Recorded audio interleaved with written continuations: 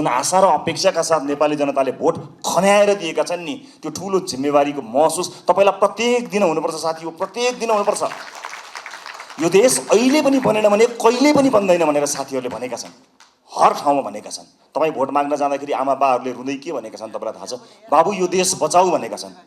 सुन्दाखेरि यो देश बचाऊ कति सामान्य कुरा हो नि, कति गहन कुरो छ, कति गहिरो कुरो छ, कति ठुलो कुरो छ भन्नुहोस् त। यो देश बचाऊ हामी जस्ता सामान्य मान्छेको हातमा, नीलो झन्डा फरफराउँदै हातमा घन्टी बोकेर हिँडेका हाम्रा हातमा, हाम्रा काँधमा देशका ज्येष्ठ नागरिकदेखि बालक बालिकाहरूलेसम्मले यो देश बचाऊ भनिरहेका छन्। यो जिम्मेवारी हो, ठुलो शक्ति हामीले प्राप्त गरेका छौँ। जति ठुलो शक्ति त्यति ठुलो जिम्मेवारी साथी हो। कृपया यो जिम्मेवारीको महसुस यहाँहरूले गर्नुहोला। म जो जहाँ जुन ब्याकग्राउन्डबाट आउनुभएको छ म सबैलाई स्वागत गर्न चाहन्छु। म साथीहरूलाई यति भन्न चाहन्छु, म तपाईँहरूको मिडिया प्रेजेन्सप्रति कहीँ कतै दुःख मनाउ गर्दिनँ, तर आफू अभिव्यक्त हुनुभन्दा पहिला तपाईँले पार्टी पङ्क्तिसँग सरसल्लाह गर्नुहोला। तपाईँको सानो बोलीले मतदान गर्ने अर्को मानिसको चित्त नदुखोस्। तपाईँको सानो अभिव्यक्तिले देशका महत्त्वपूर्ण सम्बन्धहरूमा आँच नपुर्याओस्। देशका कयौँ गहन विषयहरू हुन्छन्, अर्थतन्त्र लगायतका विषयहरूमा तपाईँका हल्का टिप्पणीहरूले हामीप्रतिको आशा निराशामा बदलिन सक्छ। त्यसकारणले मैले एउटा अभिभावककै हिसाबले तपाईँहरूलाई सचेत गराउन खोजेको हुँ आजको यो भेटघाट कार्यक्रममा। अब संसदको सेसन चलेभन्दा बाहेक तपाईहरूको भेट जनतासँग हुनुपर्नेछ। आफ्नो निर्वाचन क्षेत्रमा निरन्तर खट्नुहोला। तपाईँको निर्वाचन क्षेत्रमा कुनै पनि मान्छेले दुःख पायो भने त्यसको सम्पूर्ण जिम्मेवारी तपाईँको हुनेछ, किनकि तपाईँलाई उसले जिताएर पठाएको हो, आफूले सुख पाउँछु भनेर पठाएको हो। तपाईँलाई सुख दिन होइन, तपाईँका माध्यमबाट मैले र मेरो परिवारले सुख पाउँछ होला भनेर तपाईँलाई भोट दिएर पठाएको। त्यसकारणले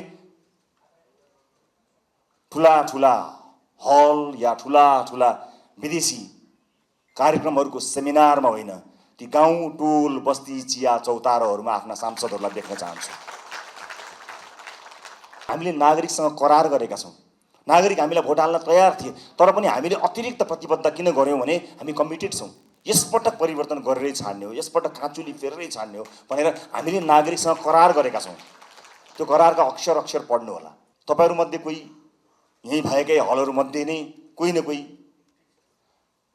मन्त्रालय सम्हाल्ने साथीहरू हुनुहुन्छ, तर कृपया मन्त्री बनाइदिनुहोस् भनेर या मिडिया ट्रायलमा म फलानु मन्त्री भनेर त्यस्तो चिजलाई बन्द गरिदिनु होला, किनभने अहिलेसम्म केही पनि थाहा छैन।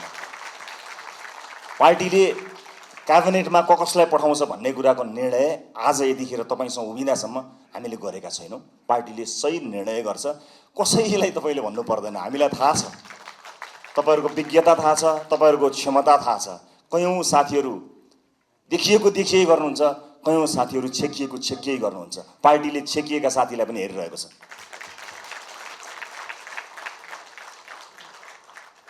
तपाईँहरूको काँधमा पनि बाँड्न चाहन्छु कि रासोपालाई प्राय अराजक छन्, रासोपा समर्थकहरू अत्यन्त धेरै असहिष्णु छन्, सामाजिक सञ्जालमा गाली गलोजमा उत्रन्छन्, व्यक्तिगत गाली गलोजमा उत्रन्छन्, छुनै हुँदैन, बोल्नै हुँदैन, गाली गरिहाल्छन्।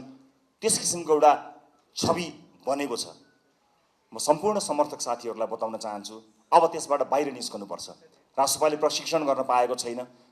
3 वर्षमा आक्रमण झेल्दै आएको रासोपाले आफ्ना सदस्य साथीहरूलाई राम्रोसँग प्रशिक्षित गर्न पाएको छैन। तर यही समाजका पात्रहरू भएको हुनाले तपाईँले समाजका विभिन्न तह र तबकामा लिनुभएको प्रशिक्षणले तपाईँको व्यक्तिगत आचरणलाई देखाउँछ। त्यसकारणले सम्पूर्ण रासोपा समर्थक साथीहरूलाई म जिम्मेवार भएर अभिव्यक्त हुन सामाजिक सञ्जाल, सामाजिक प्लेटफर्महरूमा, सार्वजनिक प्लेटफर्महरूमा अत्यन्त जिम्मेवार भएर प्रस्तुत हुनको लागि अनुरोध गर्न चाहन्छु। यो रासोपाले जितेको होइन, यो देशले जितेको हो। हामीले प्रमाणित गर्नुपर्नेछ। सुशासनमा नयाँ मानक स्थापना हुनेछ र मुलुकलाई आर्थिक समृद्धिको बाटोमा हामी निरन्तर लिएर जानको निमित्त अहोरात्र काम गर्नेछौँ।